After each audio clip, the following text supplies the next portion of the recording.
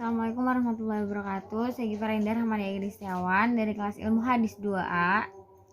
Ingin menyelesaikan tugas akhir kajian teks Arab yang menjelaskan tentang kitab Mu'jam Al-Kabir yang diriwayatkan oleh Imam Tabrani. Abul Qasim Sulaiman bin Ahmad Al-Lafni At-Tabrani atau yang lebih dikenal dengan Imam Tabrani adalah seorang imam yang sangat alim dan tercatat sebagai pemuka ahli hadis. Beliau meriwayatkan 1000 atau bahkan lebih hadis.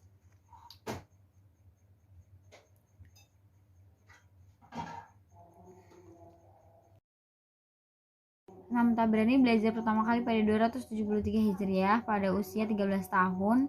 Ayahnya yang mengundangnya untuk belajar darinya karena ayahnya sendiri adalah hadis sohibul.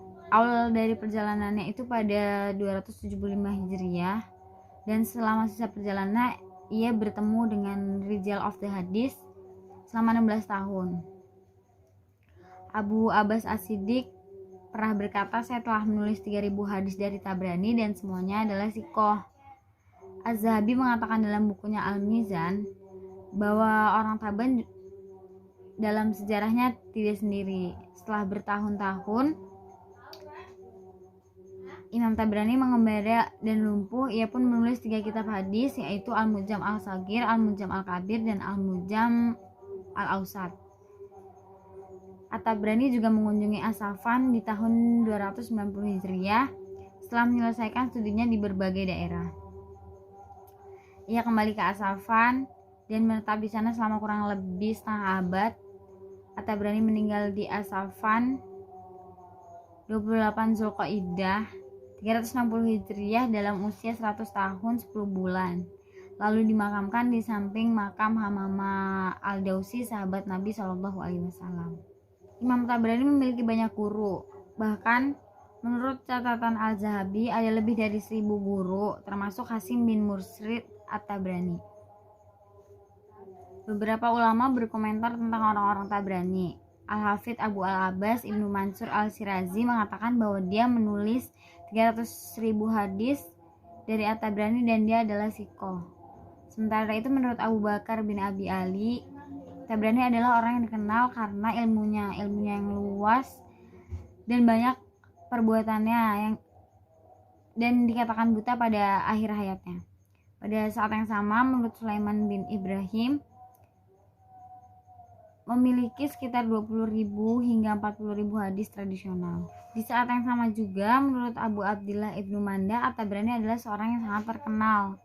Sementara itu, menurut Ibnu Al-Amid yang dikaitkan dengan Abi Husain Ahmed bin Faris Lugawi dari segi memori, Abdul Biharani lebih baik dari Al-Jabi tetapi dalam kecerdasannya.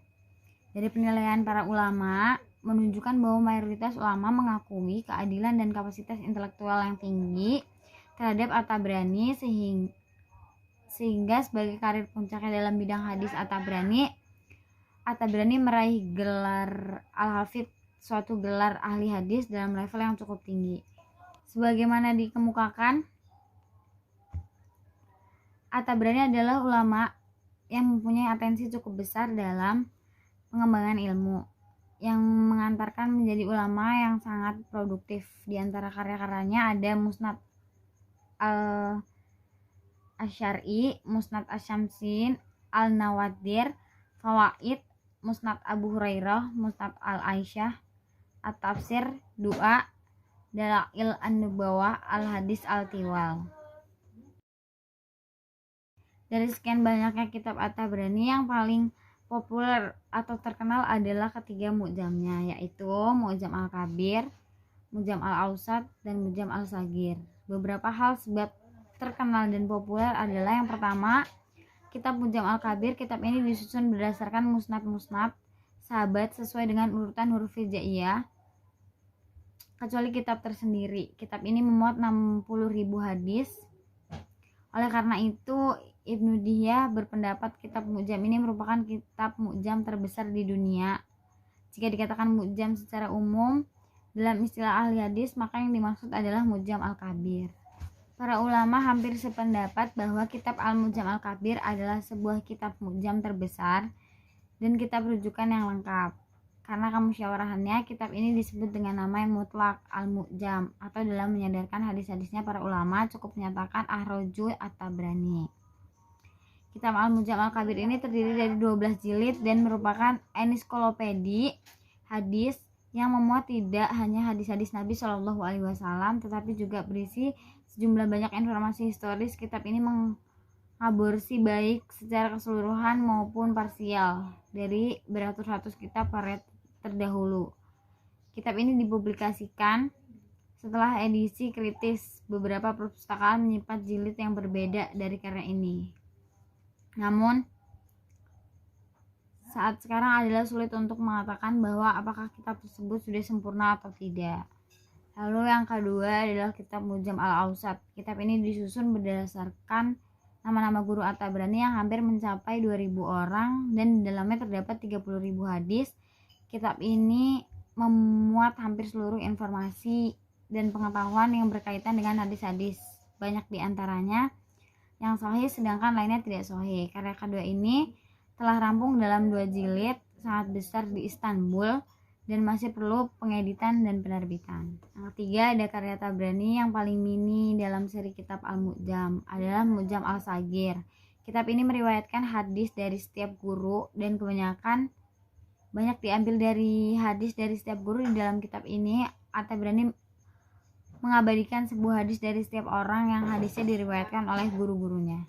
Ketika kita meneliti Mu'jam Al-Kabir karya At-Tabrani, maka kita akan mendapati bahwa pokok pembicaraan dari kitab tersebut adalah mengetahui para sahabat dengan menyebutkan ihwal dan keutamaan mereka, menyebutkan riwayat-riwayat mereka baik sebagian maupun keseluruhannya yang disusun berdasarkan abjadnya.